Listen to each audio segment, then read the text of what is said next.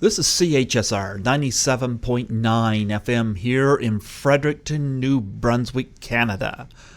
This is Python's Paradise, your film and music show, and this is your host, Greg Gilbert, aka the Python Hyena. And folks, back in 1999, which for me was my favorite movie-going year. So many movies came out that I loved that year.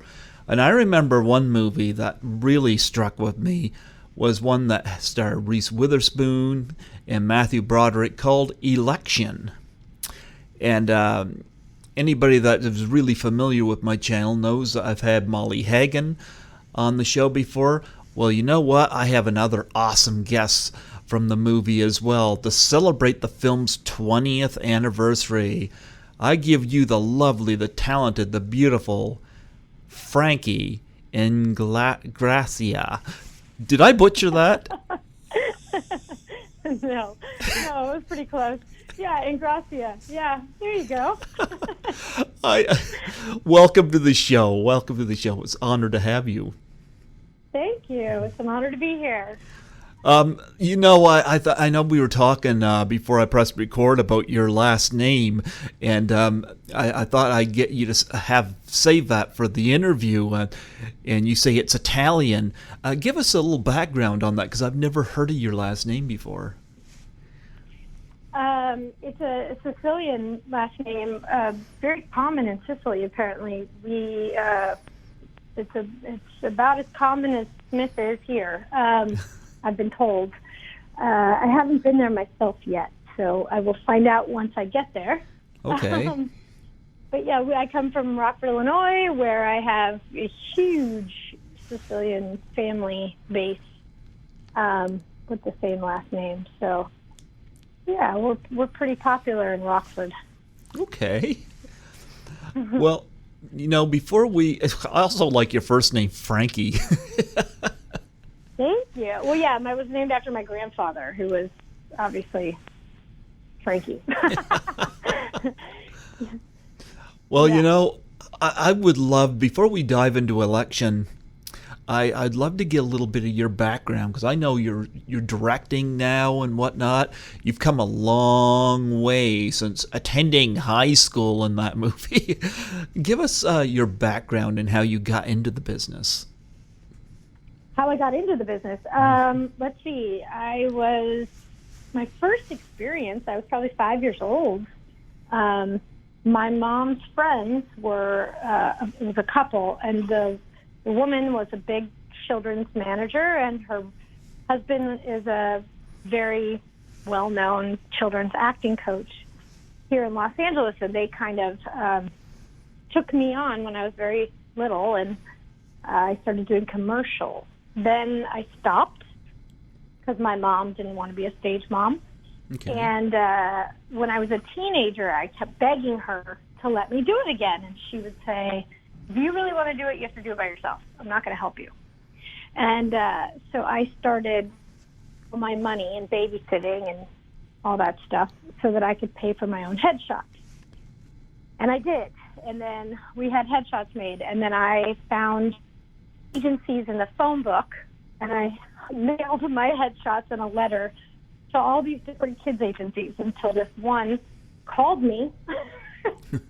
And at 12 years old, she had set up an appointment with my mom and I, and brought me in, and then signed me. And then I think within a couple of months of that, I booked this HBO original film playing Holly Hunter's daughter, which was the true story about the mom who tried to kill the daughter's cheerleading rival. And the rest is history, because that was a big deal. So it went far and wide and started me in the business, really. What was your impression of working with Holly Hunter? I adored Holly. She is still to this day one of my favorite mentor, person to watch, I guess. Mm-hmm. I think she's extremely powerful on camera and behind the camera. I mean, really, she was a force, and the way she handled the crew and the directors and everything, it was just she's a force. She's a very, very talented woman. Yeah, I've heard great things about her. Right now it escapes me who I've interviewed that's worked with her, but I know there's 2 or 3 people I've had on here that have all said great things about working with Holly Hunter. Yeah, I mean, as you can see, everything she's ever done since and before, I mean, she's amazing to watch. Mm-hmm. She really is. Yes. Well, you 12 years old. Well, you were a little bit older than that when you were in Election, and we didn't get that film at our 10-screen theater. We used to have a 2-screener across the river, and it was on its last 2 years. And there was a couple of movies from 1999, the other being The Love Letter, that ended up playing over there but didn't hit our 10-screener. And when Election hit there, I went over to check that out because, well, I'd never seen any ads for it. I was curious, and usually when I don't see ads for movies, they intrigue me a lot more than the ones that are all over the drink cups at the fast food restaurants, you know? Right, yeah, I agree. Yeah. And I love the poster, you know, you see, what a great poster you got. Matthew Broderick's head just kind of peering out of Reese Witherspoon's mouth. You know, it's funny you should say that, but this last year, because of the anniversary, my mother had my original poster mounted in frames for me as a Christmas present. So I'm looking at it myself right now in the hallway. Wow. That was a great poster. It was a good poster, yeah. Yeah. Yeah, it was a wonderful experience. I mean, Alexander Payne is probably what set me into the mindset of wanting to be a director. He let me sit behind him. They flew me in with the crew, and I left with the crew, which is unusual for someone who's not in every single scene. But I was there the entire duration of the filming, and all my days off, Alexander would let me sit and watch him. I would always ask, can I sit and watch? Can I sit and watch? And kind of my first experience shadowing, essentially. And even though I just, kept my mouth shut, but and didn't do anything, I just sat there and watched. He just loves what he does so much, and he was such a cheerleader and like excited about what he was doing, and just it was a positive energy. It was just really. He's awesome. He still is. He's still awesome. He has made a lot of great films, Do you have any favorites of his other films that come to mind? Yeah, I mean, I really liked Sideways. And then yes. I was really, really, really emotionally deeply affected by this last one. What was it, Nashville? No, not Nashville. What's it called? Why am I brain? The black and white. Oh, the one with Bruce Dern? Yes. Oh, you just give me a second. I'm blanking on the name. Yeah. That's okay because I got the IMDb on here. I will get it. We have. I was bawling. I lost a grandma to... Yeah, Nebraska. Nebraska, of course, Nebraska. And you know what? We didn't get that one here. You didn't? No, we didn't get that here. It was a sleeper, though. I mean, I don't think a lot of people wanted to watch a black and white film about a older gentleman at the end. You know what I'm saying? That fourth quarter of his life. But as someone who was very close to my own grandparents and watched them go through something similar, I don't know, that movie really got to me. Yeah, he did Election. He did that. About Schmidt with Jack Nicholson. Sideways with Paul Giamatti. The Descendants with George Clooney. And, of course, Shailene Woodley. The first time I've ever seen her was in The Descendants and made quite an impression. Yeah. He's really good with actors. He's really good with actors. That was also probably the last time I was flown in so early to production that we would rehearse. He would put us in the classrooms to watch the high school kids in Nebraska. I mean, it was like he wanted to be a part of our research process. It was really very special. First of all, we don't have the time or the money to do that anymore. I don't see that, but it was such a cool experience, you know? You know, a few years after I saw the movie, and I actually did, I went through the film and I wrote this essay just for myself. And I just wrote about all the symbolism, the shots, and all the double ways you can look at various elements of this film. And I did this really thick essay just on this film and in some of the stuff that he talks about in the commentary track on the Blu-ray, but some of the stuff too that I just kind of picked up on my own. So this movie was, to me, quite remarkable. Yeah. Well, recently there was an article published about the way we look at the Reese Witherspoon character. Did you see this article? I did not, no. I want to say it was in the New York Times. Somebody forwarded it to me. And after years of, the author of the article was saying, after years of always believing that she was the villain of the film, because of what's happening in our country politically right now, all of a sudden he started to see her as the victim. Oh, wow. And it was like, you know, I believe it was written by, I should look this up before I misquote myself, but I believe it was written by a male author. And it's interesting because as a woman, I mean, I always felt like she was somewhat victimized. I mean, she was a minor having a sexual relationship with a teacher. Mm-hmm. But she was so powerful that we forget that. Yeah, she's very manipulative. Right, so you don't see her as a minor who was in a position of being a victim, but really, truly, if you go back and read the book, she was. She was a child. Yeah. Yeah, Reese Witherspoon was fantastic in this movie, and of course, did you get a pick flick cupcake? You know, I did. Yes, I did. I also got. It's so funny because the movie I was in when I was 13 was also about a high school election. So I saved all of the memorabilia for both films, and it's like vote for, you know, vote for this one, vote for that one. I have like a whole bunch of it at my mother's house. Funny you should ask that. Yeah. So you've got an uneaten cupcake. I actually want to say my mom had a cupcake for a really long time in the freezer, and then finally I think she threw it out, which is really gross. But I feel like she did, and I can't remember.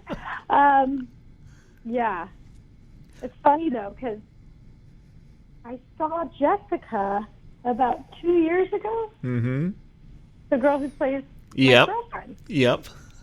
And we were both interviewed for a True TV thing on election, and we ended up spending the day together in Silver Lake, getting snacks and sightseeing and things like that. And I want to say we were talking about all the crap that we kept. Like we had, so both of us had like a whole little chest of, you know, memoirs from that film. Yeah. Yeah, you know, I Jessica was one of the people I was trying to get on the show, but I couldn't find any contact info. But I gotta say, that speech she gives in the gym, like, how many of us have thought that? I know, right? Yeah, she was great in that. Yeah.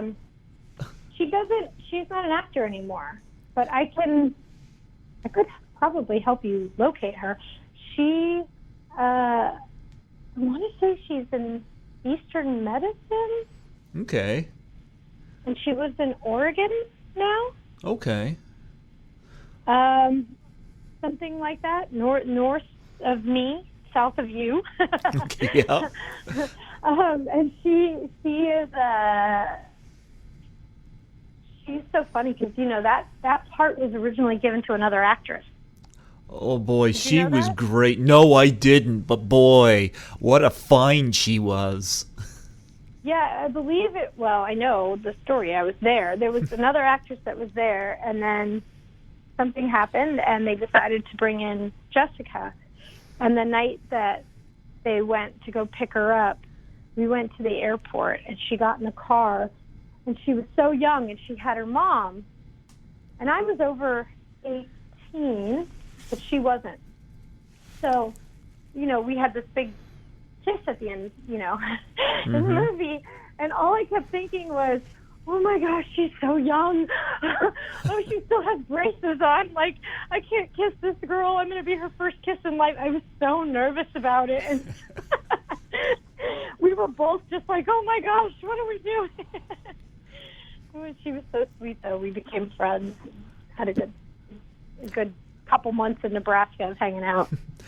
Well, before we dive into Jessica and Reese, I want to talk about your role in the movie, because you had a smaller role, but yet you also had a very complex role, because you're involved in a relationship with the Jessica Campbell character, and then eventually you turn to her naive football brother, played by Chris Klein, and when you first read the script for this, and I'm not getting into the sexuality part of it here, but how did you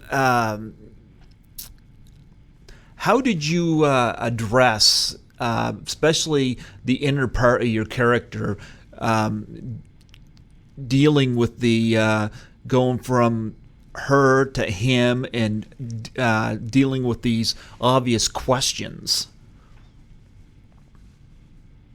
Well, that's a good question. I remember when I first read it for the Lisa character, that, because I think the first time I was given the script, I believe it was for a different character, but I could be wrong. But when I started to read it based on Lisa, I started to think about her in Los Angeles. And essentially she reminded me of a type here, that is attaches in order to climb. Right? Yeah. So I think there's the way she was written in the book. Did you read the book? I have not read the book. I've loved to read the book. Yeah. But I have not, no. The book is really interesting because the character that I played is completely different than the character you see in the film. She works at an ice cream shop. She's gothic. She has black hair. She's like a totally different version. Why would Alexander Payne change that? Because Alexander took, which this is what a good director, I think, does. Okay. He took the book and he took himself and his own experiences in his life, and I believe, he does everything around Omaha and Nebraska, and that's his hometown.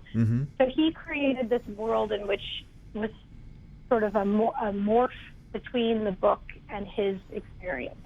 Okay. And that became a much more Midwestern, sort of average, down-to-earth, more grounded version of these characters.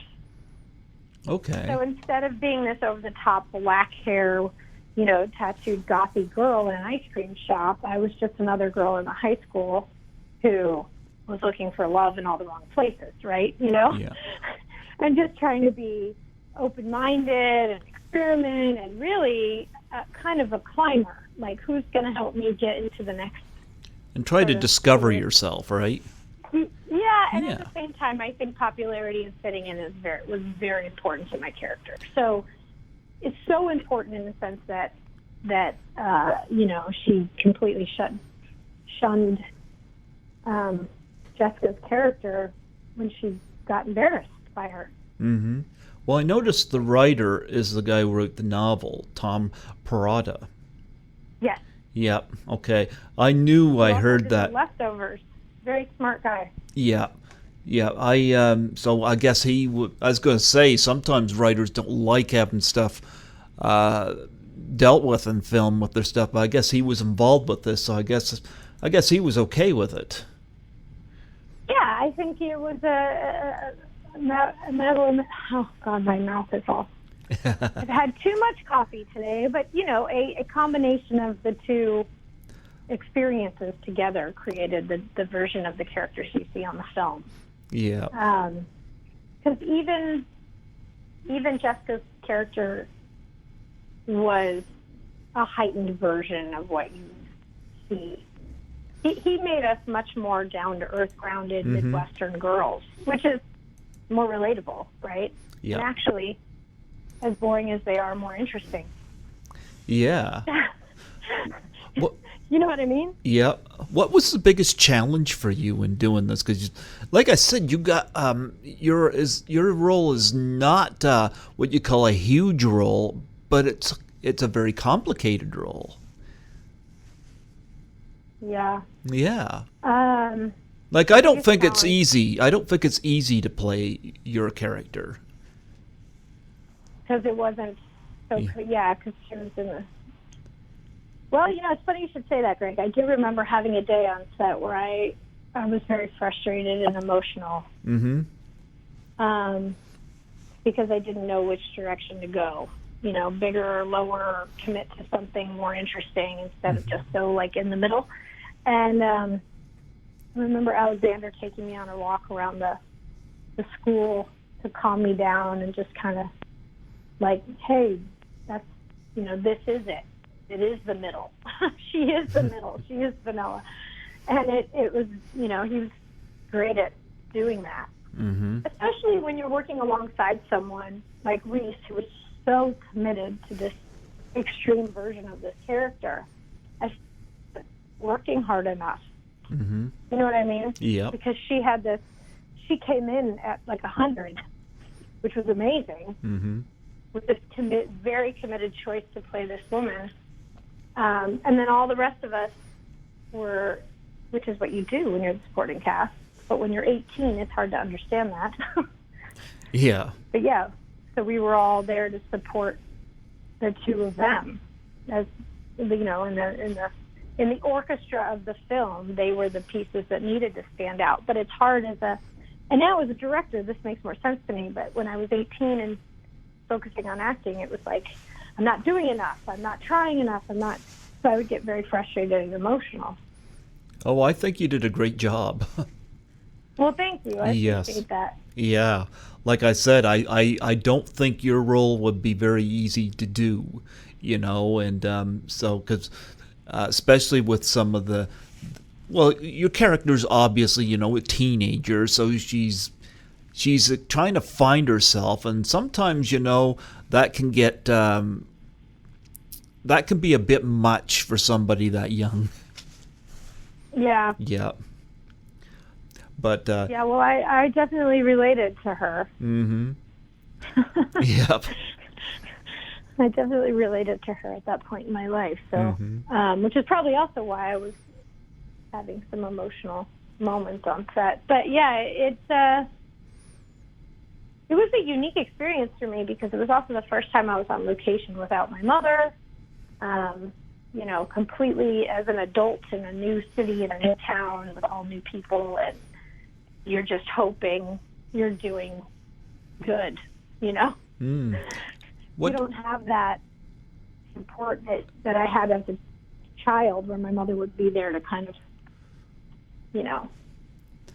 What did your mom think of the film? Obviously, she liked the cupcakes, huh?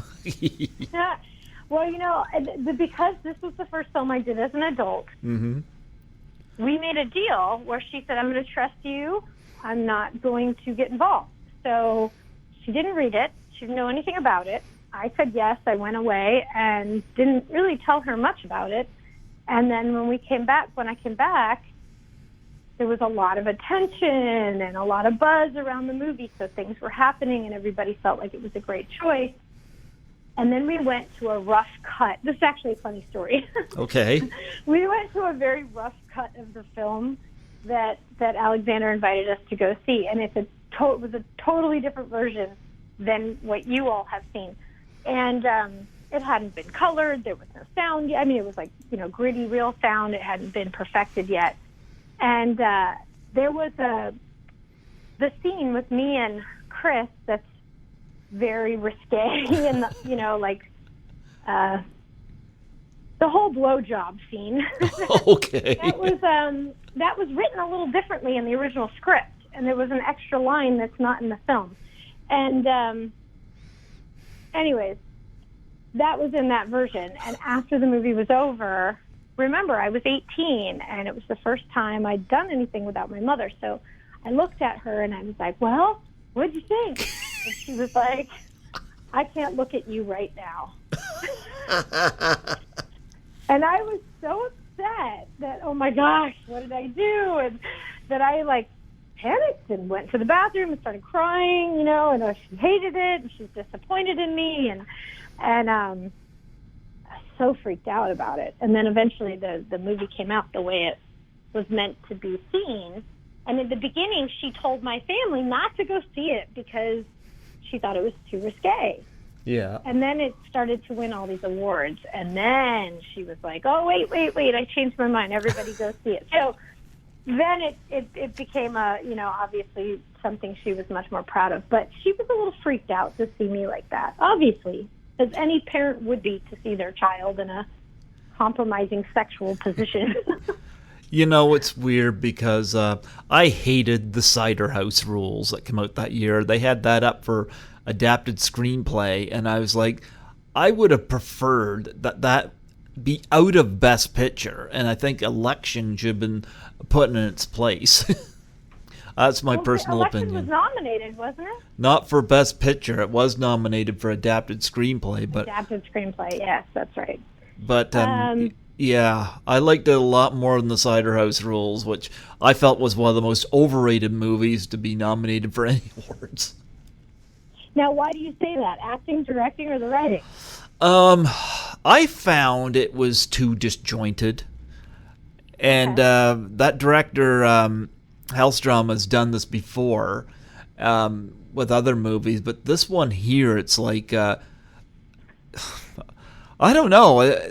I haven't seen it since it was in the theater, but I remember it left a really bad taste in my mouth, and I was like, there was a lot of subplots in it, which can be fine, but this one here was very choppy, very disjointed, and I just found it very uninteresting. Yeah, well, I think there was a lot of talk about that movie when it came out because it was a little bit slow. Awful. I'm trying to be politically correct, but I remember there being a lot of comments during that time because it was in the same category as Election. Yep. Which, by the way, we never thought that teen MTV film was going to get that far. Yeah. That was not expected. It was actually, to be completely honest with you, my child agent was so upset that I agreed to do the film that she dropped me because the script was so risque. Oh, she regretted that, I bet. I'm sure she did, but it worked out for me because I ended up getting picked up by a bigger agency. But it was a risque script, and I don't think anyone thought it would do as well as it did critically. I don't understand people doing that because, I remember the stories about Jessica Biel leaving Seventh Heaven because she got tired of playing the same role, this goody-goody role. She wanted to play something a little more risque and something a little more challenging, this family-friendly atmosphere that somehow gets heaped upon society, there are adult situations out there that, I don't think people should be ashamed to address in a movie. And I like what Election addressed. I thought it was very, very different. Loved it.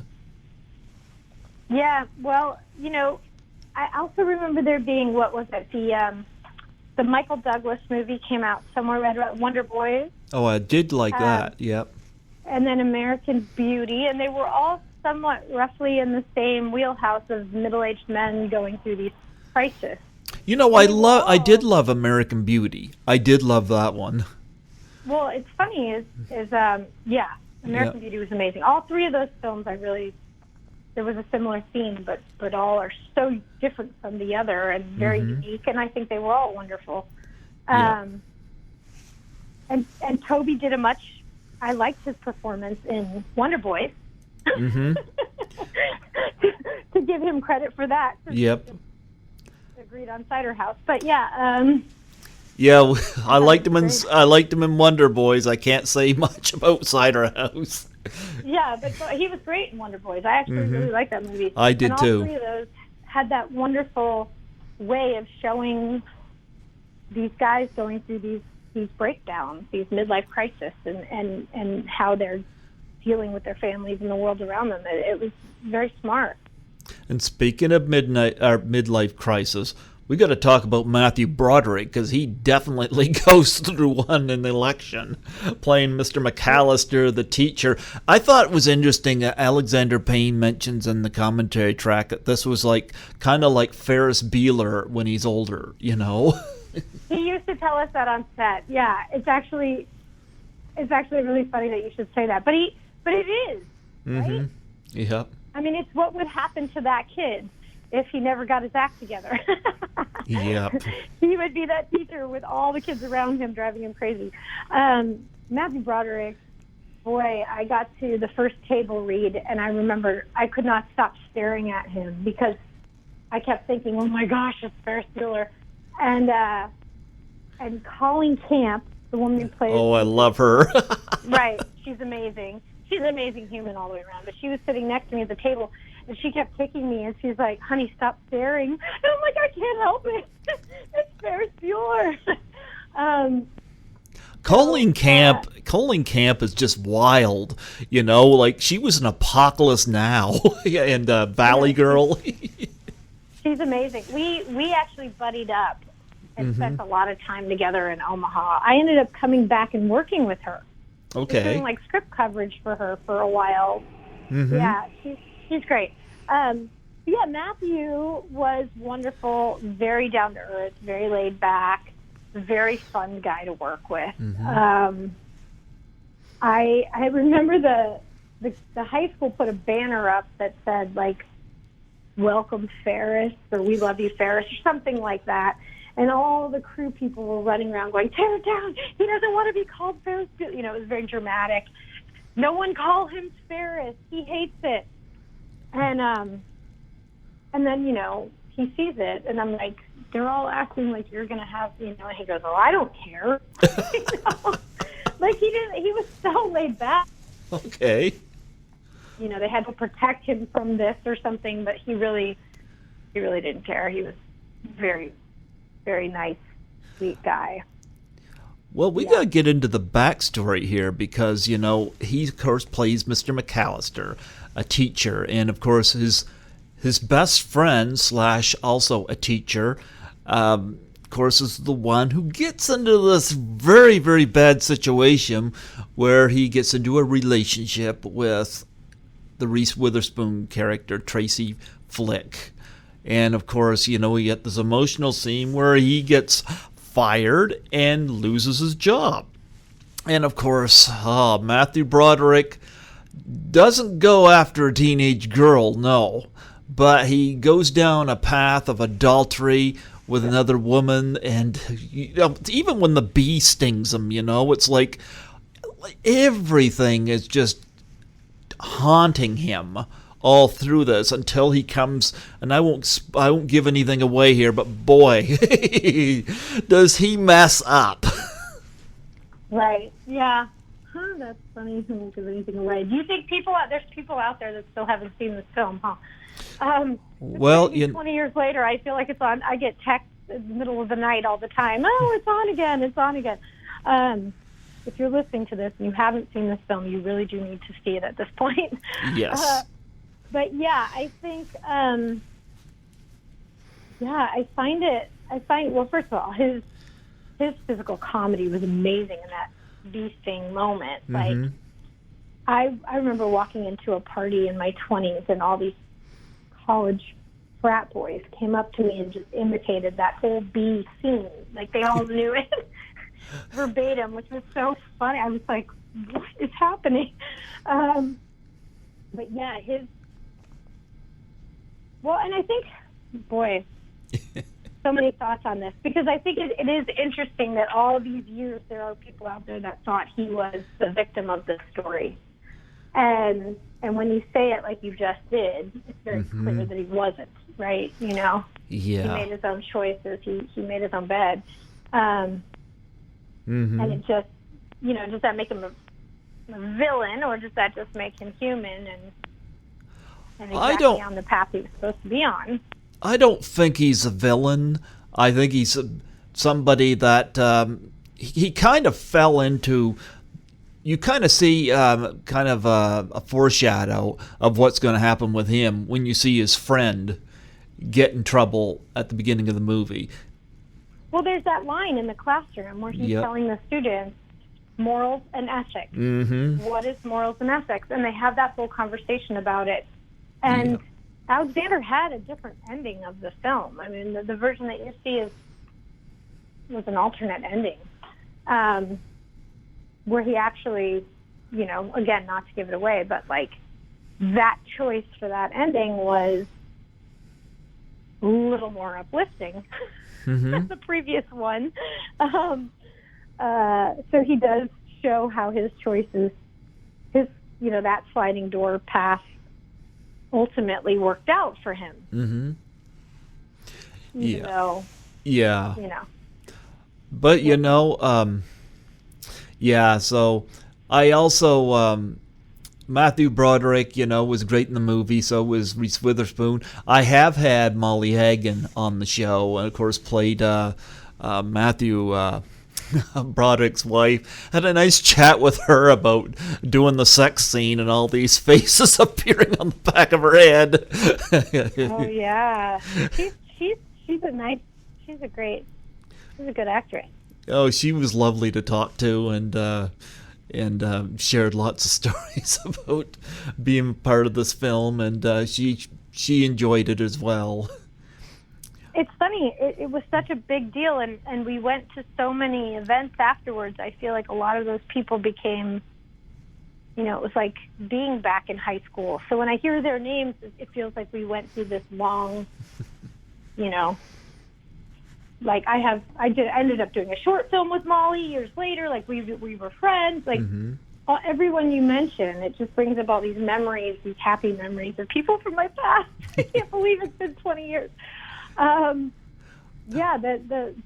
Molly was fantastic. That sex scene was iconic. Very, very funny. Then the woman that he was having the affair with. Yes. She was living in Omaha. She wasn't like an LA-based actress. That was somebody that Alexander found. Yeah, Delaney Driscoll. Yeah. Yeah. And she was great. Her whole look and everything was so interesting. Yep. And Chris. I mean, Alexander found Chris Klein. Chris Klein had a great year in 1999. He did American Pie that year, and he did this. He's good at playing the naive, well, in this case, football player type, you know. He was really good in the film. What I liked about him is how not only was he naive, but he seemed to be very loving. He, like, you know, he didn't hate Tracy Flick, you know. He didn't have any dislike for her. In fact, he kind of liked her, you know. He was just so kind and sweet to everybody. Yeah, same with Jessica, you know. He's like, he doesn't know what's going on, but he's like, you know, he's trying to be nice to her, and she's like closes the door when he tries to bring her the homework and whatnot, and, you know, he says the very nice things, but doesn't realize what's underneath the surface. Right. Have you tried to find Chris? Yeah, I have. You have. Where is? I have no idea. Where is Chris? I don't know. Like, I mean, he'd be great to talk to about this film and American Pie. So, I mean, like I said, that was he and Mina Severi, who's also an American Beauty and American Pie. Like 1999 was a good year for both of them. Well, it's funny is that Thora Birch, who was an American Beauty, I don't know if I'm supposed to say this, but she was originally cast as Jessica's part in Election. Oh, wow.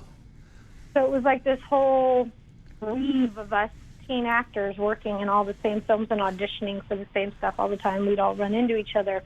But yeah, and then, so we all, but Chris was discovered, I want to say, by Alexander. Okay. And it was on the set of Election that people were like getting him prepped for the next film. He was on fire. They were ready to take him. I would love to connect with him again. It's been a long time. I totally lost track of Chris years ago. He's the only one I would say I've lost track of. I think it's hilarious.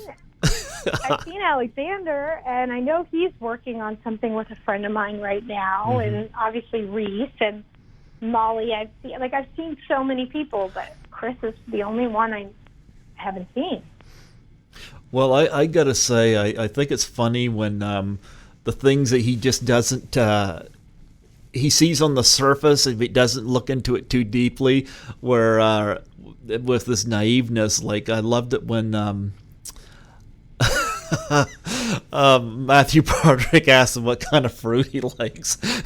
He starts going through all of this and like apples and then bananas, like pears.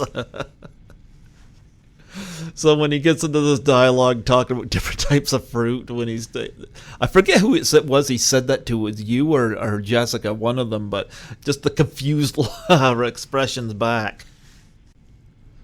So when you had to do the intimate scenes with Chris, were you nervous about that? Especially, yeah. Was he nervous about it? Very nervous. He actually was nervous. He actually, I mean, we were both so young and so, new to all of it. So I think, we were both uncomfortable. He was uncomfortable having to make all those faces. I was uncomfortable having to mock the movements.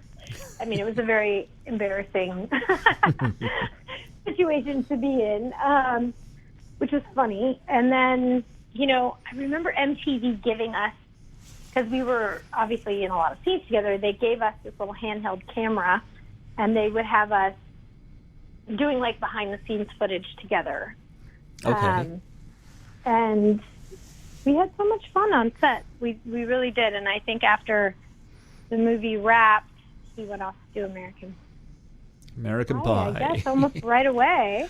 Yeah. Yeah, we lost track of each other, but he was a very, I'm sure he still is, very, very wholesome guy. He was very similar to his character. Not that he was that. He portrayed a much simpler version of that, but he was very sweet, same way he was sweet in the film. Yeah. So yes, both of us were uncomfortable. Was Jessica? Yeah, was Jessica Campbell uncomfortable doing the intimate scenes, or how did she approach that? She was much younger than us. We were 18. She was only like 14 or 15. Was she really? Yeah. Wow. Yeah. In fact. Yeah. So. Yeah. I mean, she was definitely nervous. I mean, I think even her mom was nervous.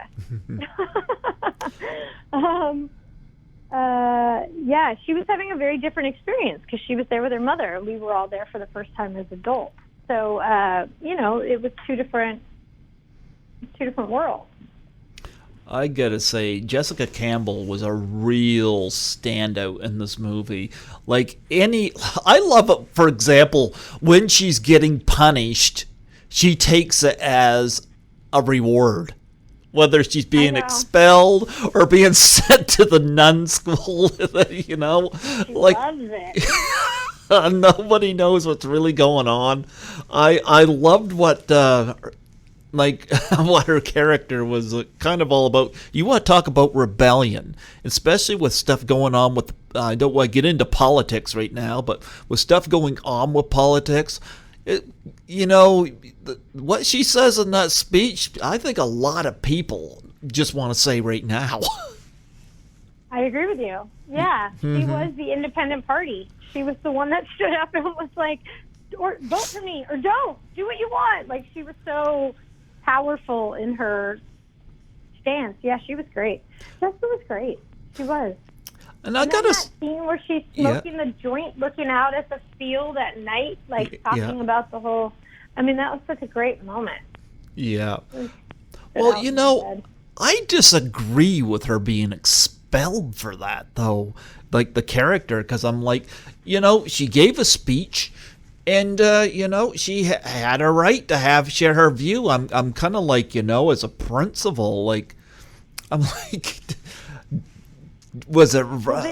This is the argument. Is it free speech, or is it when you can only have free speech when you're a legal adult? Are kids allowed free speech? Well, she had it. She had it, and then she got punished for it. But yeah, there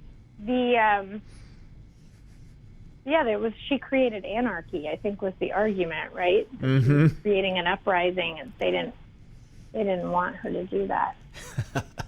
Yeah. Funny. Yeah. Go ahead. I was going to say Matt Malloy in this as well, who also was in Drop Dead Gorgeous that year. He was the vice principal. He and which one of them? One of those guys was on Mad Men for a while, right?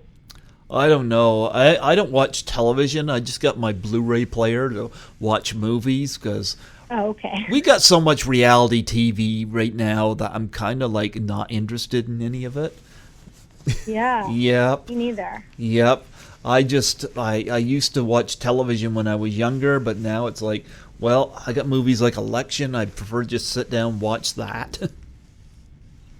Well, the indie world is I mean, that film at the time was considered an indie film, which obviously had a good PR team behind it. But the indie market is if you really want to watch heartfelt different films, I mean, that's the way to go. If you can find them, they're hard to find now, but Amazon picks up some of them.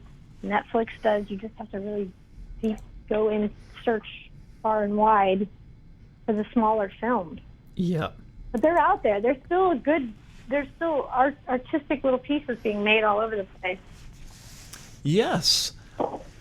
Obviously you must have been at the premiere for Election. Talk about that.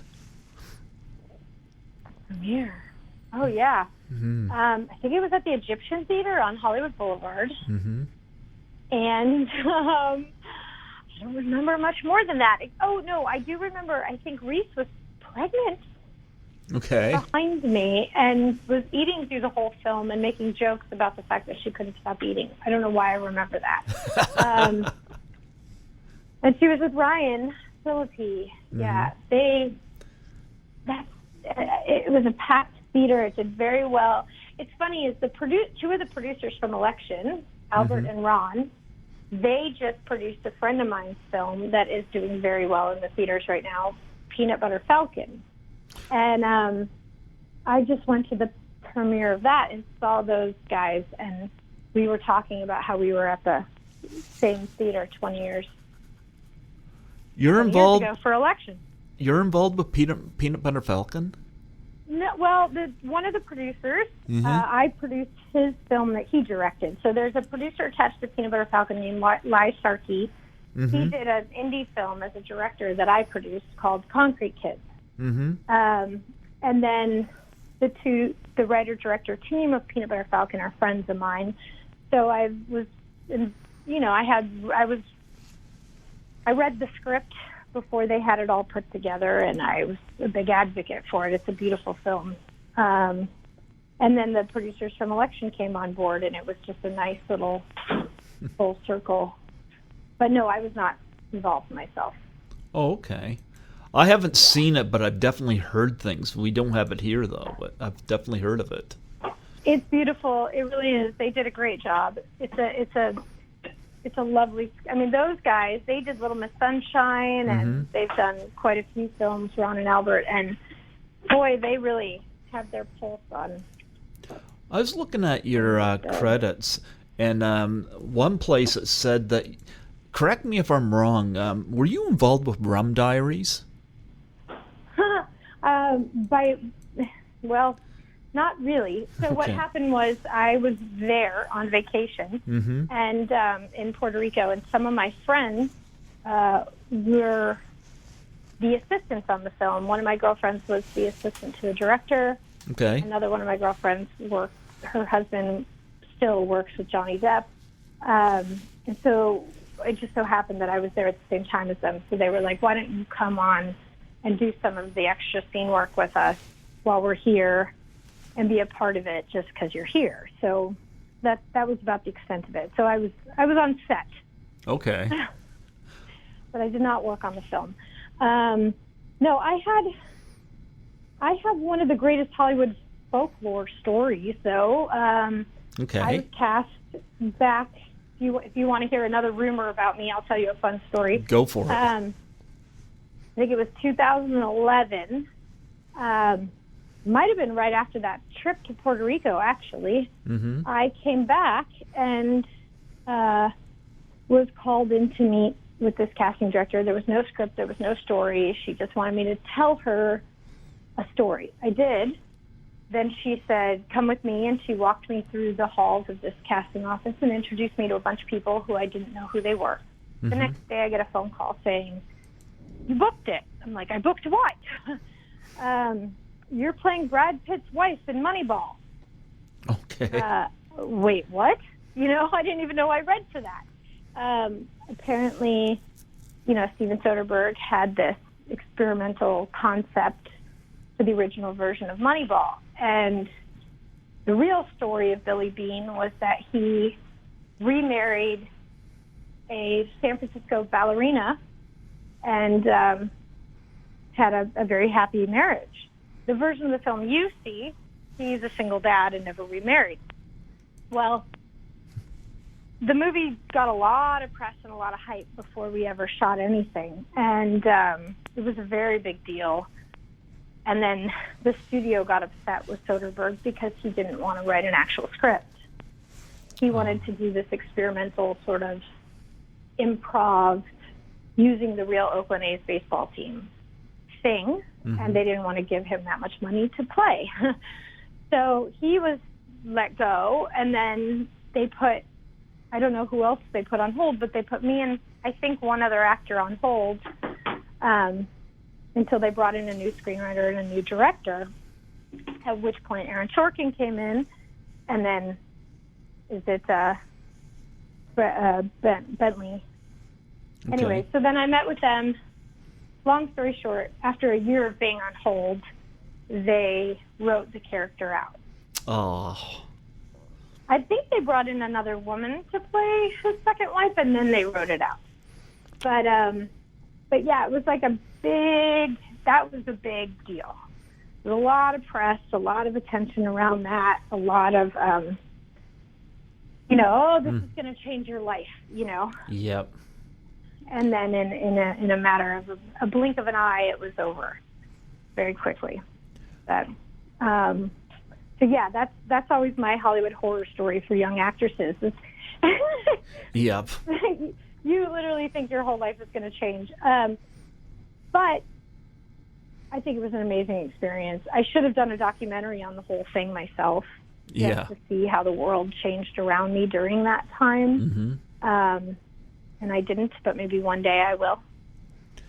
Well, you have directed some films. I'm looking at Vampire Dad on here. I would like to talk about you getting behind the camera. Of course, you mentioned Alexander Payne. What was it like for the first time for you to take the directing chores? Well, I ended up shadowing for a long time. So I shadowed a couple of pretty big, prolific feature directors. And then I don't remember exactly what happened, but I went back to school for psychology and shifted gears completely. And then while I was getting ready to wrap up my degree, I got a phone call from a friend of mine who said, "Do you want to direct my web series?" And I said, "Sure. Why not? Let's do it. It'll be fun." I hadn't actually directed anything yet. I'd only shadowed and assisted. And we did one day on a soundstage, and the guy who owned the soundstage kept saying, like, "How long have you been doing this? You seem to know what you're doing." I'm like, "This is my first day." And then that episode, that pilot episode of that web series went on to win like 15 festivals. Okay. And it was a dark, comedic look at this woman sort of aging out of the entertainment industry, but not willing to admit it. And it was about her and her best friend pursuing, the best friends in Chicago pursuing theater. She's in LA pursuing acting, and they both kind of were not, dealing with the fact that they were a little irrelevant. So it was a very dark, comedic look at being an actress over a certain age. And it did really well. And then we went back and shot a whole series, and then that did very well. At which point I got hired to do a few other web series and some short films. And then Vampire Dad was a feature. It was a 1960s monster comedy, kind of in the vein of The Munsters or the... and I could not tell you where that is right now because that's up to the producers, but we did finish it. Yeah. I would love to know what the next step is, but I don't. And then I just did a short 2 months ago that I wrote and directed, and this is the first thing I've ever written and directed that's solely my idea. And that one I'm really excited about. It's sort of in the vein of Black Mirror. Is it called Stalemate? No, this one is not on IMDb. Oh, okay. It's called Detach. Okay. I purposely didn't list it on IMDb yet because I wanted to get closer to being ready. Okay. But I shot it in May, and then I was in Long Island for the last 2 months shooting a movie as an actor, playing Danny Aiello's daughter. And I postponed the finishing of my own short so that I could focus when I was done with the film. But Detach is about a teenage girl who has become detached from her addiction to social media. Okay. And that's starring Luna Blaze, who is the lead of NBC's Manifest. And she's on Fresh Off the Boat. And she's a little bit of an Instagram influencer. She's a beautiful, talented, young 17-year-old girl. And a woman named Mercedes Renard is playing her mother. And they have an enmeshed relationship that's somewhat unhealthy. And the mother isn't paying attention to how detached her daughter has become as a human. So it's a very dark sci-fi short film about social media. Well, by the time this interview comes out, you're probably going to be good way having that close to being on your IMDb anyway. So, but it's nice to hear a little bit about this. And I take it for you. Are you gonna do the whole I'm gonna say Woody Allen, but because he stars and he directs his films and writes them, are you gonna do all those things for a movie in the future? That's a really good question. I did put myself in a short once that I directed and found it very challenging to do both. I find acting extremely intrinsic. It's therapeutic, it's self-involved, it's isolating. I mean, the process is not, actually I shouldn't say it's isolating because you're listening and you're still playing with other actors and it's all about listening, but it is just a more intrinsic process, whereas directing is extremely extrinsic. It's a group project. It's more about collaborating. And to jump in front and then go back and watch and then do it. It was, for me, it felt like I wasn't giving 100% of my attention. Okay. Well, so I would prefer at this stage to do one, and I will always do both. I would love to direct and act, but when I'm directing, I direct, and when I'm acting, I'm acting. Which do you have a stronger bond with? Ooh, that's equally. I mean, they're both storytelling to me. It's very equal. Okay. It's half my personality is one and half is the other. Okay. I actually feel like as a director, it felt very much like, I found my home position. Mm-hmm.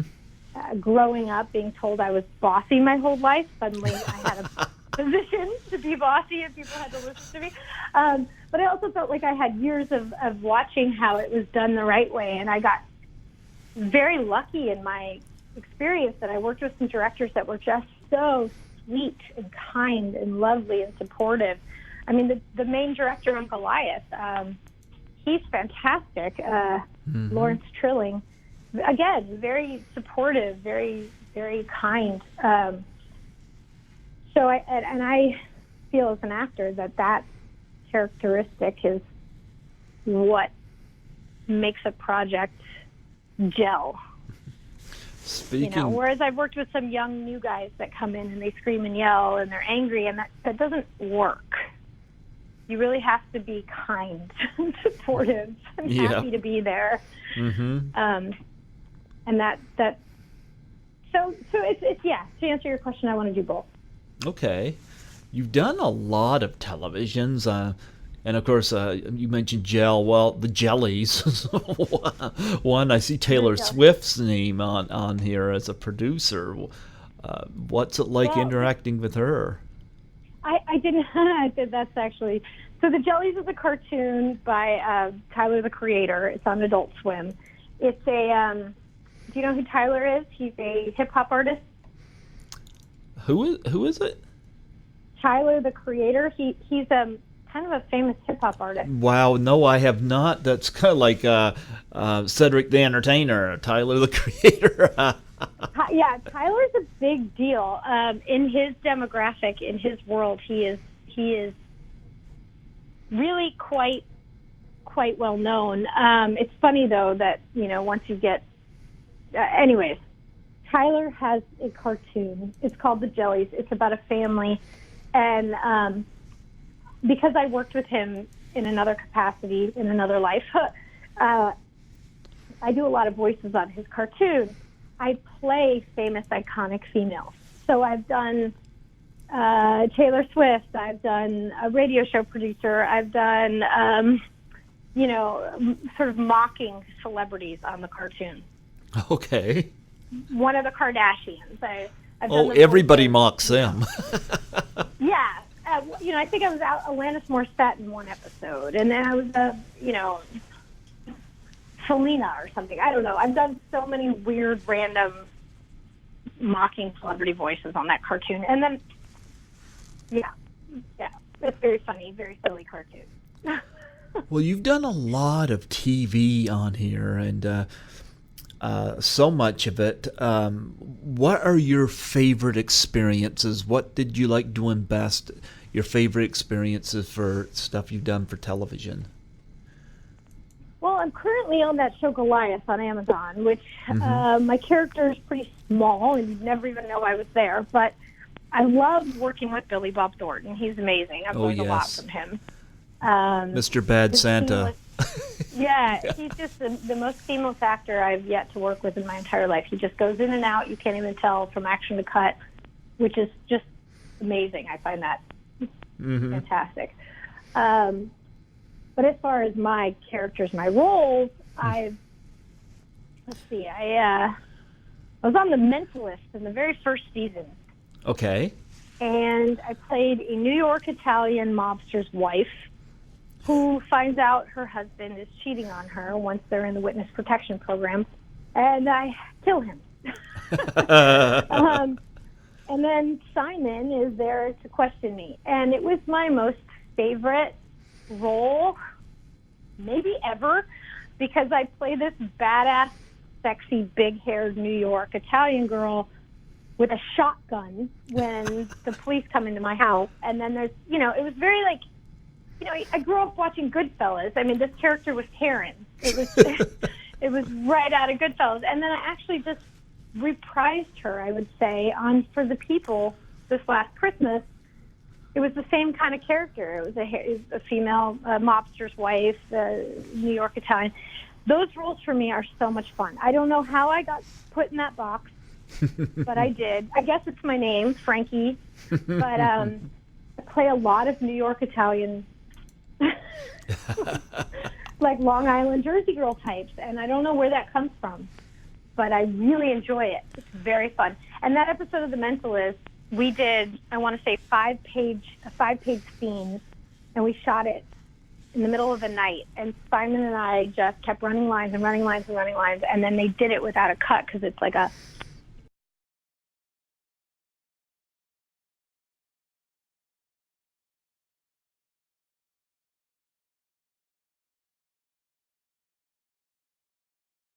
So yeah. They did it on like a slider, so there was an uninterrupted scene. And as an actor in television or on film, very rare that you get to do that many pages without cut.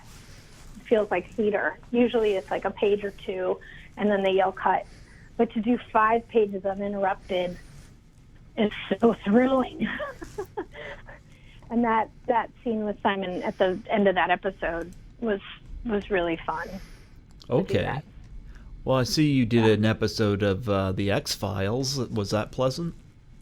Oh, yeah. She was Southern, a little bit more trailer trash, and big-haired as well.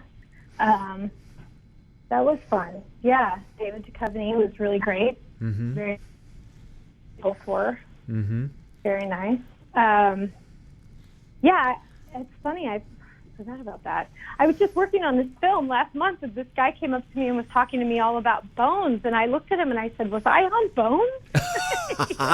Oh, wow. Yeah. Yeah, that is listed here. I was like, "Oh, is that like?" I totally forgot the name of the show. I remembered the character. If he'd told me the character and the scenario, I knew. I remembered being that, but I forgot the name of the show for some reason. I just looked at him like, "Are you sure?"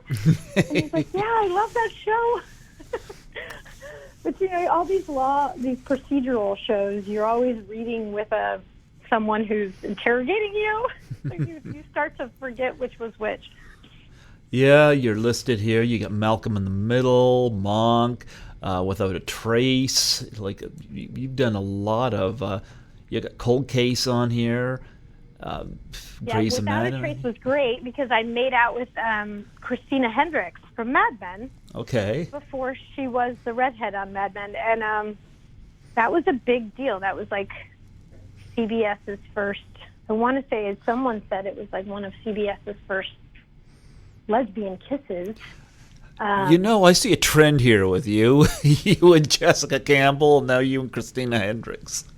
Well, and actually, I just played in this movie with Danny Aiello, his lesbian daughter, who doesn't want to tell him that she's a lesbian. And I actually think that's partly because of election. I would say. Yeah, because I actually have, even on Bones, and I think Without a Trace. Cold Case Without a Trace. I can't remember. Yes, I've played a lot of lesbian characters. But to me, it's funny because I am in a very committed relationship with a man. Mm-hmm. But I love that I get to play all these lesbians because for some reason Hollywood writes lesbians as smarter. And they have opinions and they're more interesting. And so I've always kind of been super embraced. I've embraced that. That has not been a problem for me. I like it. Well, it's the 20th anniversary of election, and I got to say, I just started doing the convention scenes in 2017, and I love them, and I was wondering, have you done any conventions, and is there anything going to be done with election for its 20th anniversary this year? That's a really good question, and I've never done a convention. Mm-hmm. And I don't know why. Oh, they're fun. and I don't know if they're going to do anything. I know they interviewed us for this Blu-ray release. Like, they brought in a bunch of us and did this very formal interview, which I believe is going to be released this year. Okay. Yeah, I will have to look into that more, but it was a good time. I mean, that's why I got to see Jessica again. Yeah, because I think it'd be great to get you all at a convention, like a Comic-Con or something. You guys could do a panel on on the film. I think that'd be great. You might even get Chris Klein out to something like that. Get to see him again. You might actually, yeah. Yep. I wonder if Reese would come to something like that. That would be fun.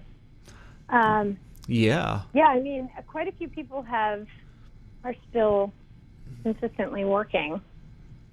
Do you get the casting director from Election and I stayed friends. Yeah. She was so much fun. She came out and visited us from LA. Mm-hmm. And she was so much fun. We just did a little photo shoot at her office about a year ago. Okay. She's great. Mm-hmm. Do you get recognized from Election? You know what I get? I get people at bars, especially in my 20s and 30s. I would get people at bars coming up to me after they'd had one too many, and they were convinced they knew me. Okay. And they would tell me stuff like, we met at a party, we met at an 80s party, or, I know you, we know each other. And I knew very well that they were just confused and probably fell asleep watching Election. And you don't want to embarrass people, because I myself have done that, where I see someone and I'm like, I know them, but it's because I've watched something they were in. But yeah, I used to get that a lot. A couple of times I had some girls come up to me, and my favorite moment ever was this one young girl came up to me and she was like, you are the girl in Election that my best friend and I kept saying we would be friends with in real life. Like, wow. Like, you would be part of our circle if we knew. And she's like, we always thought you'd be like our friend. And I just thought that was very sweet, because that meant she related to the character. They related to me. Yeah. Well, I always ask this question about people that's done cons, but since you haven't done any, I'm going to ask this question just on average. What's the most unique, interesting thing you've ever been asked to sign? That's a good question. A sports bra. Okay. A sports bra. Actually, my own sports bra, just recently, for breast cancer awareness. Okay. But it was like to do a whole series of sports bra autographs. Okay. Which was neat to me, that it was like promoting. The way they did it was very creative. They had all these actresses take their personal sports bras and then write on them with fabric pen, and then take pictures wearing them next to the poster of the movie that they were recognized from. And then those sports bras were auctioned off, and the money went to breast cancer awareness. Was yours Election? Yes. Okay. Well, I was just going to... okay. What was you saying?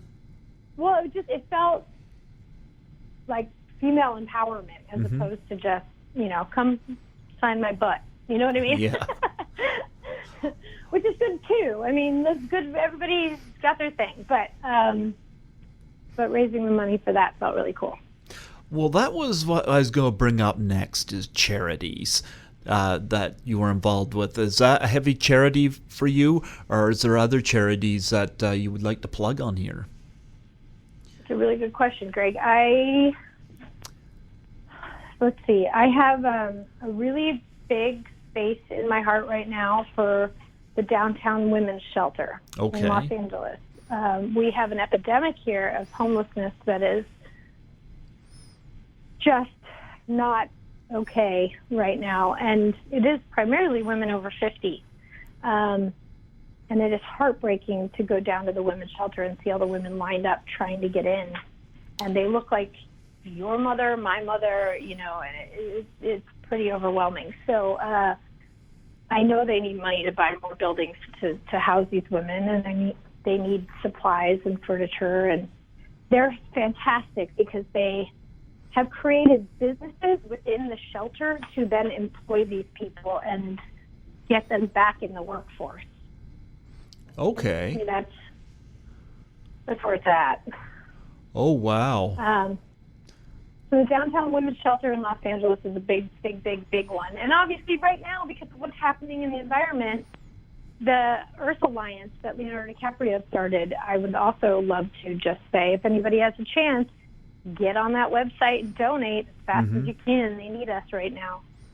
Okay. Wow. And again, plug yours again one more time. The Downtown Women's Shelter, DWC, is what it's called on online. Okay, they get a website too. Downtown Women's Center, yeah. Okay. Well, that's great, yes. I always ask because I like for my guests to plug the charities that they're involved in, and that's great. Yeah, this one is, the DWC stands for Downtown Women's Center, and their website is the downtownwomencenter.org. Yeah, I like what they're doing a lot. Okay. Well, I've heard about the homeless situation in Los Angeles from other guests, so and they've reacted the same way as you do. It's just a horrid thing to see. It's just, I mean, I grew up here, and I've always, we've always had a problem, but this year has been off the charts. I've never seen anything like this, and there's a lot of reasons behind this, but we need to do more. Yeah. Okay. We need to do more. We need to fix it.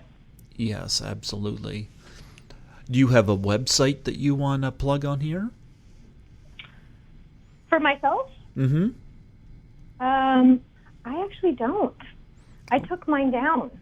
Why'd you take yours down? I took mine down. I was, why did I take it down? Well, honestly, I want to redo all my reels. And I'd like to update it. Like I said, I was gone working on this film for the last 2 months, and I really would like to wait until I have some of the footage from that. Okay. And then the short film that I just directed, I'd like to wait until I have the footage from that, and then rebuild the website around those pieces. Okay. No, that makes sense. Yeah, because I would definitely plug that on here whenever you get it made. Well, actually, I mean, I do own the domain. It's frankiesfilms.com, but it's just not live right now. Okay. Well, yeah, okay. Yeah. So you got... Then, okay, go ahead. Yeah. Oh, no, I don't know what I was going to say. Go ahead. Well, you know what? You got anything else you want to bring up, like anything coming up in the future that you want to plug on here? Well, hopefully by the time this airs, we will be getting ready to talk about this movie. But the one I just finished in New York, it's called One Moment. Okay. It's starring Danny Aiello, and it is a true story about a family dealing with their father's Alzheimer. And okay. But it's got a lot of humor to it. Very funny, as well as heartfelt and sad. And my co-stars were all amazing. Adrienne Tenner plays my sister. Okay. And yeah, we just literally came home this last week. Beautiful script, really well done. Okay. So hopefully that will be out in the next year. Okay. Well, you know what? You're more than welcome to come on back on here next year, and I could probably talk about this in more detail. Yeah, that'd be awesome. Yeah. She's a director as well. She's a first-time director. But boy, can she write. Yeah? Did you give her any tips? Did you give her any any tips on directing? Yeah. Only if she asked. Okay. In fact, that's hard for me to. I mean, my boyfriend teases teases me, are you going to be able to keep your mouth shut? You know, it's not your job. I'm like, I know. So I tried to stay out of it and play my role as an actor. But if she asked, I would offer suggestions. She had a great team around her, though. She was fine. Her DP was amazing, and her, you know, she got a great cast. Okay. So it was a very fun experience, and she wrote a beautiful script. Really, I mean, when I read it, I was like, I want to be involved in this. I actually reached out to them after I read it. I was like, please, you know, don't overlook my tape. I really want to read this. I want to be in this. Absolutely. Well, can you believe it's been 20 years since Election came out? Like, I remember seeing that in the theater. It's like, where has the time gone? Where has it gone? Like, where is it gone? I was just watching The Boys on Amazon last night. Yeah. And Haley Joel Osment is an adult. And he was in The Sixth Sense that year. Yeah, it like hit me like, oh my gosh, where has the time gone? Like, I still think of him as the kid in The Sixth Sense. So yeah, it's been 20 years, but a good 20 years. A good 20 years. Yes, absolutely. Well, I love this film, and yeah, I think it was one of those unique treasures that it wasn't what you call a box office hit, but this is the argument I make. People say, well, the movies that make the most money are the best films. Well, not necessarily, because sometimes you get films that may not hit that niche audience until afterwards. Election is one of those things, because that came out the same year as The Phantom Menace, which had all this vibe to it, and doesn't quite have that vibe anymore. You know, whereas I can't even remember that movie. Who was in that? The Phantom Menace, Star Wars Episode 1, The Phantom Menace. Oh, of course. Yeah. Yeah. That ended up disappointing. I know. Not all about that. Yep, that was the number one film at the box office, and a lot of people, you know, that loved the original 3 Star Wars movies were not quite as impressed with this one. So we're hoping they would. Mummy came out the same year as well. Yeah, and I wasn't even a fan of that. Yeah, no, I don't think that. But it made a lot of money, so there's the argument. And actually, if you really want to argue with people on that point, I believe Howard the Duck made a lot of money. Right. So you can always use that as an argument. But yeah, I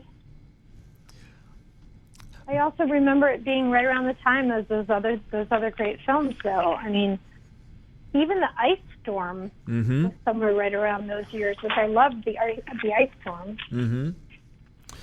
Well, Election was one of those films that really caught on afterwards, and got a lot of great reviews. That certainly helped, and it did a lot for Reese Witherspoon, you know, and propel her career forward. And it's just one of those films that developed a major following, and that's always special to have a film like that under your belt. Yeah. No, I definitely feel very, very grateful to have been a part of that. Very, very honored. Yep. There was yeah, that was an amazing project to be a part of. Absolutely. Oh, yeah.